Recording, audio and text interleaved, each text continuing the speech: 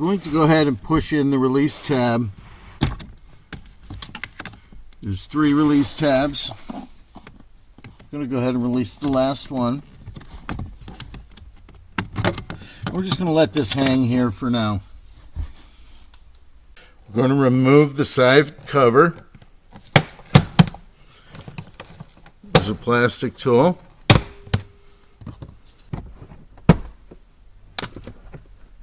I'm going to go ahead and remove the door gasket. Just enough so we can get the side cover out of the way. Going to release the kick panel.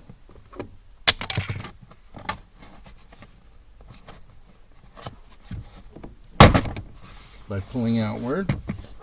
We're going to remove the plastic nut from the driver's kick panel. Going to go ahead and we're going to pop the tread plate up. Just want to get up enough so we can get this piece out. We're going to go ahead and we're going to unclip the side panel. And we're going to remove the driver's kick panel. We're going to remove the 10mm and the Phillips screw from the lower dash.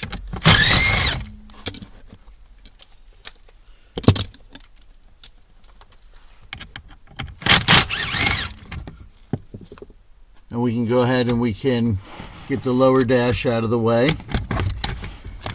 We're going to release the diagnostic plug from the lower dash. We're going to go ahead and we're going to press the ears in on the side to release the plug. Going to push the ears in on the side of the plug, push back on the plug. We're going to unclip the dash by applying outward pressure.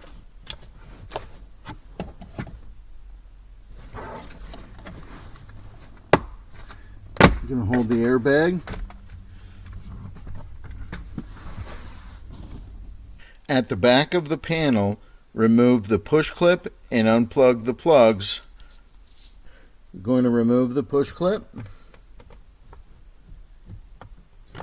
with our push clip tool. And we're going to unplug the 2 plugs. And we're just going to let this piece hang down. We're going to remove the Phillips screw from underneath the steering column cover plastic.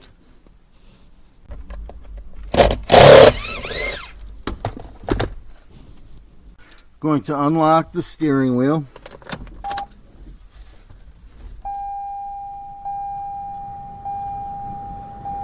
We're going to turn the wheel so we can access the Phillips screw located right here in the face of the steering column.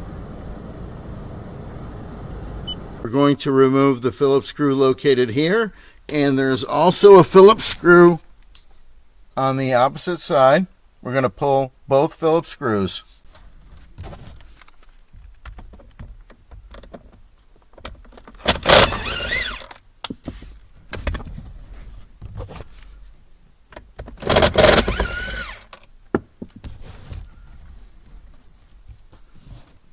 Going to use our plastic tool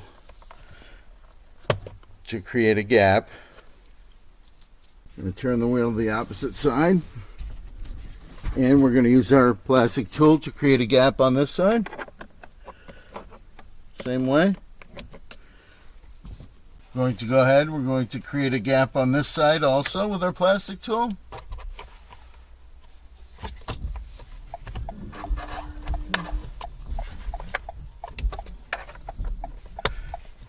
We're going to shut the key off, remove it from the ignition, and we're going to remove the steering column cover plastic. We're just going to go ahead and we're going to unsnap the column the rest of the way on both sides. At this point, we will be able to remove the steering column cover plastic. We're going to install our T-harness assembly. First plug we're going to interrupt is the vehicle's ignition plug, located right here. We're going to press the clip and remove the vehicle's ignition plug.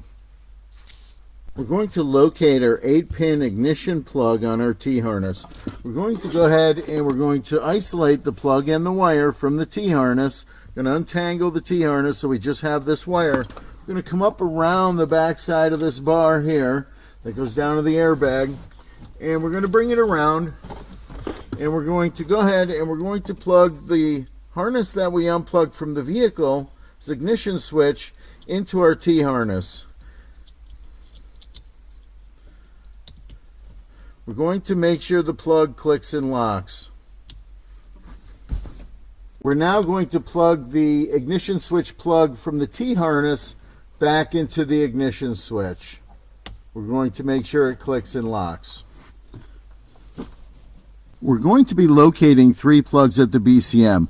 We're going to be locating a black 30 pin, a black 21 pin, and a white 20 pin, all located at the BCM. I'm going to show you where the plugs are. So we're looking at the BCM. This is our 30 pin black plug. Here's our 21 pin black plug. So I'll back up a little bit. You can see the BCM right here. So again, our 30 pin and our 21 pin. So I'm going to reach up from underneath right here. I'm trying to hold the tablet while I do this.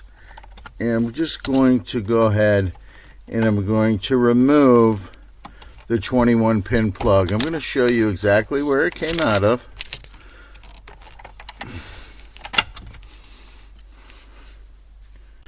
Okay, so you can see in the background where it's been removed from.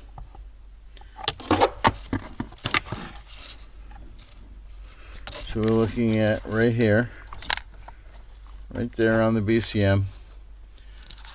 I'm going to go ahead, I'm going to reach through here. Going to plug my 21 pin plug into the BCM.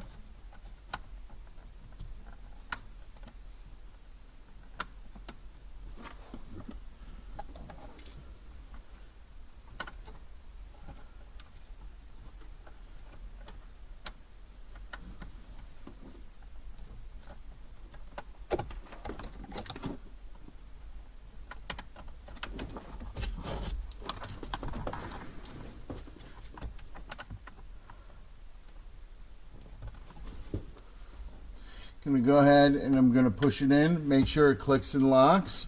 Now I'm going to be left with the end of the T-harness plug, and I'm going to plug my vehicle BCM plug that I removed from the BCM into the back side of the T-harness plug.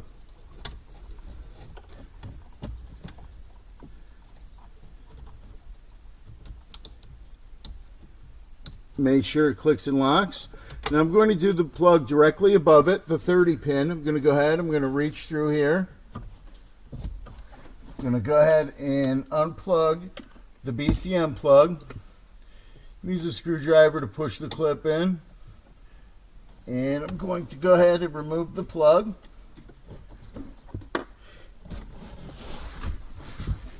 Now we're going to take our 30 pin black plug, and we're going to go ahead and we're going to plug it into the BCM. I'm going to go ahead and reach through here.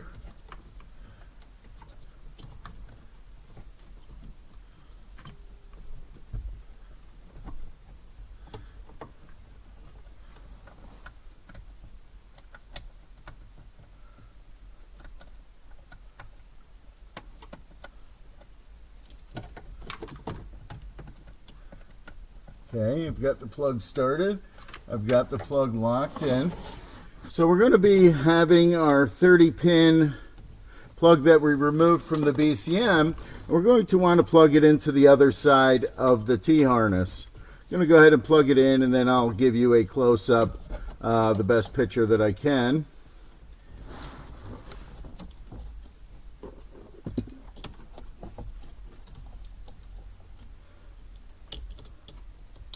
Okay, we're going to make sure that plugs locks also. So So I removed the airbag to give you a better shot of the T-harness plugs.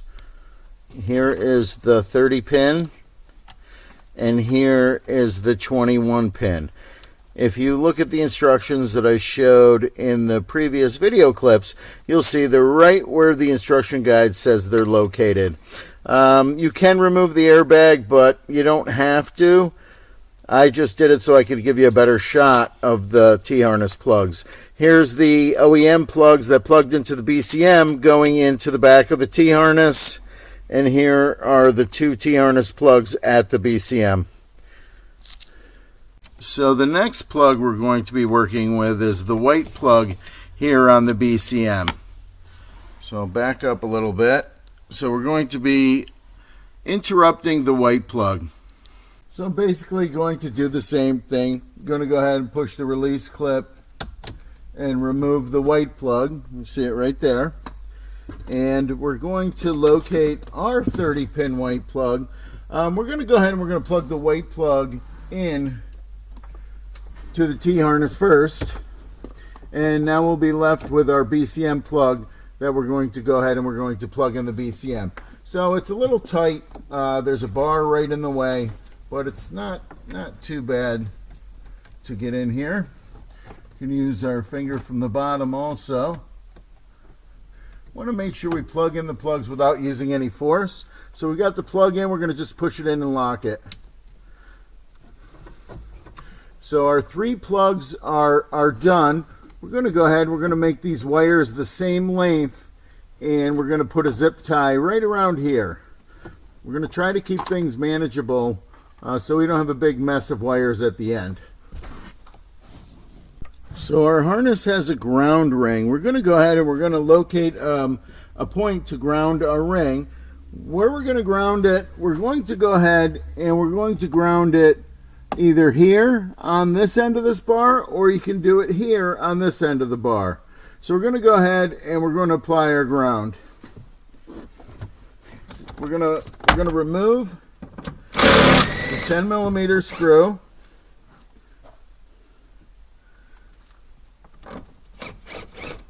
And we're going to put a ring to the 10mm, and we're going to make sure that we tighten it up.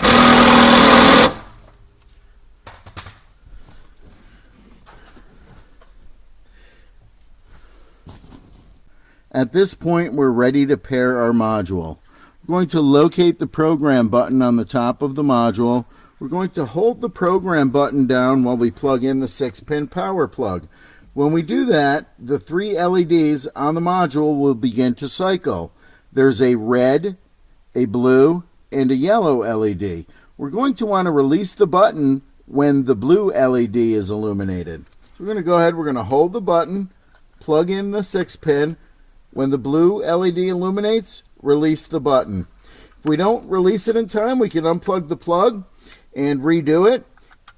If we don't let up the first time, the lights will cycle through the colors, and we can let it up on blue on the second time. So once we let up on blue, we don't want to touch the button again. We want to plug in the remaining connectors into the device. We have a 20 pin. And then on the back side, or the top side, we have a red and we have a white. Going to want to make sure we have them all plugged in. With the blue light lit solid and all the plugs plugged into the Evo, we're going to place the key in the ignition. We're going to turn it 2 clicks to the on or run position. We do this, the blue light's going to turn off. It's going to come back on and flash rapidly. We're going to wait for that to happen. Now the blue light will go solid. We're going to start the engine. The blue light will turn off, the red light will turn on, we'll shut the engine off, we'll remove the key, we'll place the key back in the ignition and start the engine again.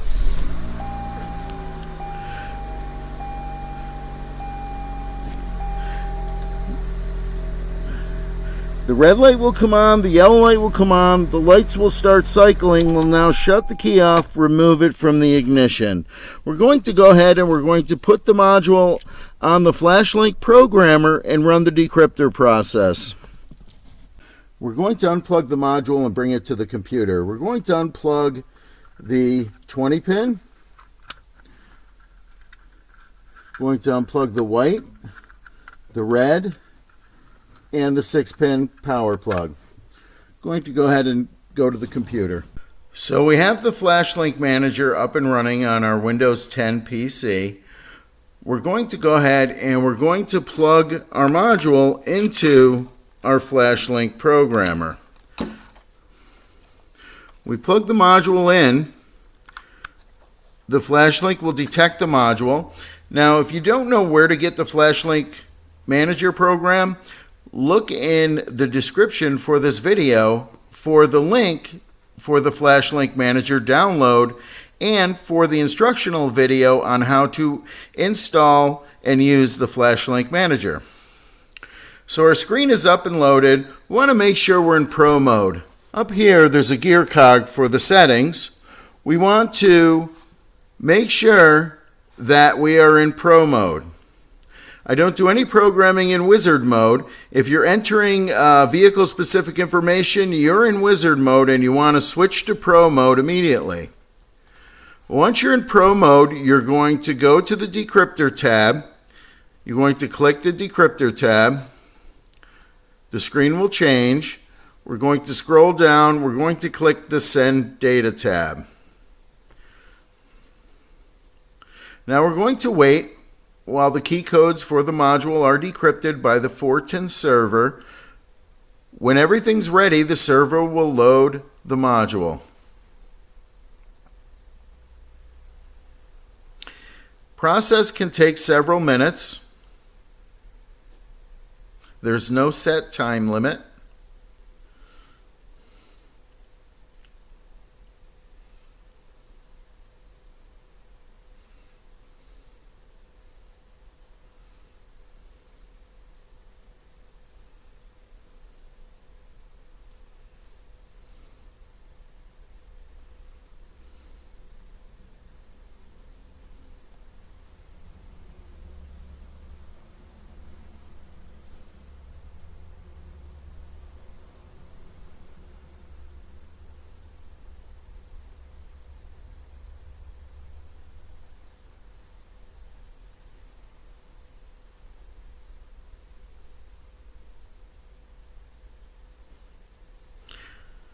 Okay, the unit is being updated by the server.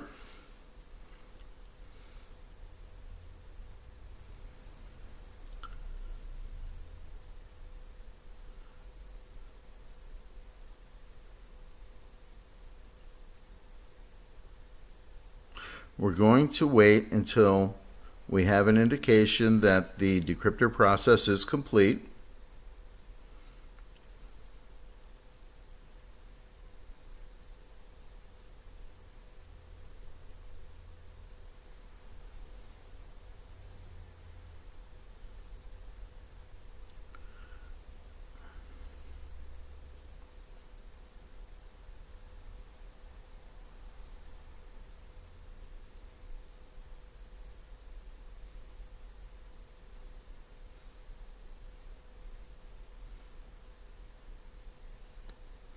Okay, the decryptor process is finished. We're going to unplug the module and return to the vehicle.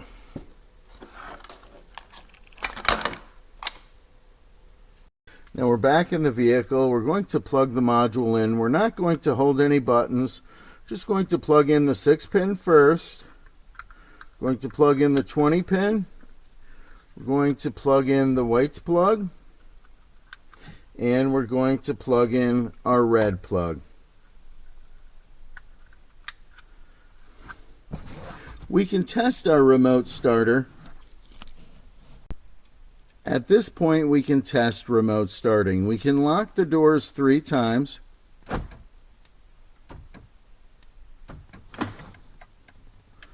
This will trigger remote starting. .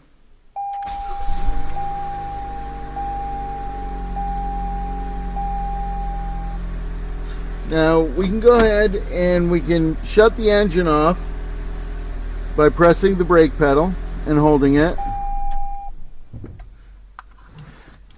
Now we've done remote start, but the OEM remote will not stay active while the engine is running unless we do an interruption in the passenger kick panel. So we have 2 wires left that we're going to run over to the passenger kick panel and do an interruption that will keep this OEM remote active during remote start.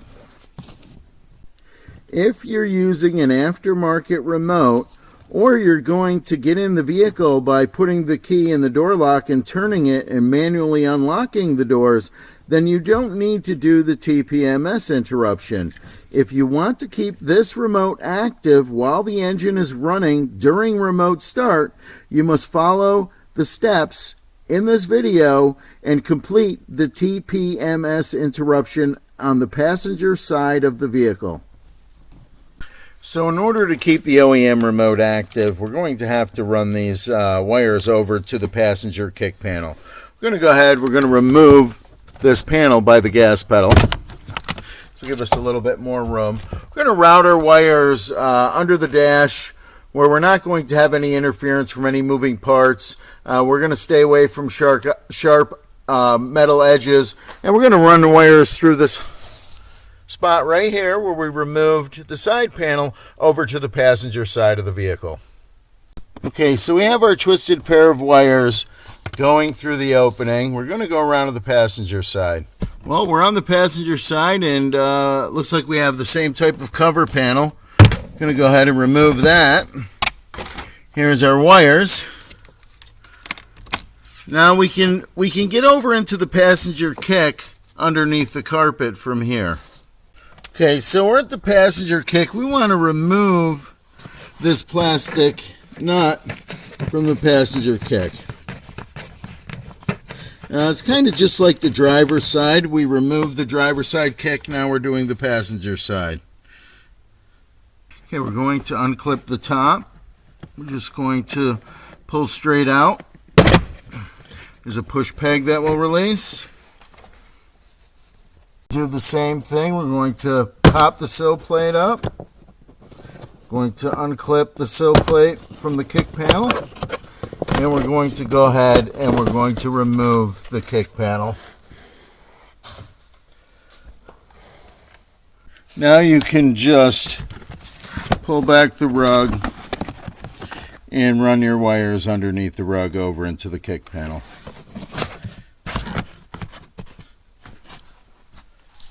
Now we're looking at the plugs in the passenger kick panel. Our TPMS wire is in the blue plug right here. We're going to go ahead and we're going to make our interruption. So our interruption is going to be on the light green wire located right here on this corner pin. So I'm going to go ahead, I'm going to cut the tape back here, being careful not to cut into the wire conductors. And we're going to do our interruption back here. We're not going to be up next to the plug. That way, if we want to undo the interruption, we'll have plenty of wire to do that. We won't have to add a piece. So I'm going to go ahead and do the interruption. We're outside of our vehicle. We're going to test remote starting. We're going to want to make sure that the hood is closed and all the doors on the vehicle are closed. We're going to lock the doors 3 times. This will trigger remote starting.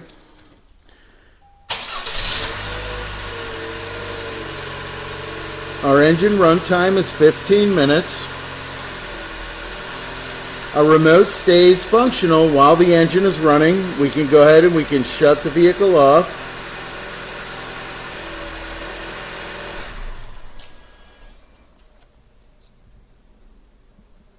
We're going to add the MyCar smartphone controller to our device. We're going to go ahead and we're going to locate the blue 4-pin plug right next to our white plug on the top of our module. We're going to go ahead and we're going to plug our blue 4-pin plug in. When we do this, the lights on the My Car module are going to illuminate.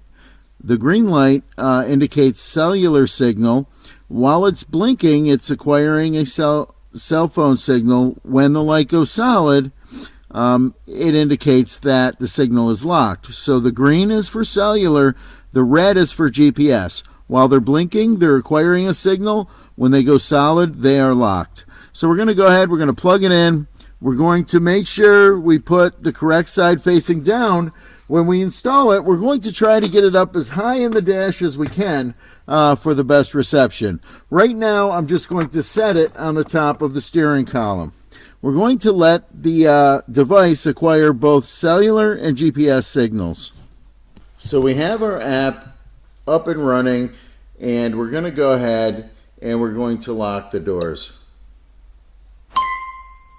And you see the doors on the vehicle lock. You can hear them and you can see the lights reacting.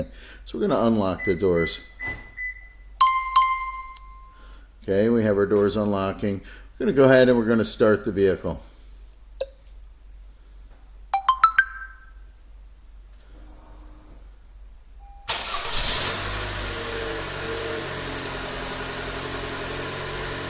And now we have a runtime indication. And we have a temperature indication. We have a battery voltage and signal strength. We can also GPS locate the vehicle, and that's the address to WarmCarNow.com. We're going to go ahead and we're going to go back. We're going to shut the engine off.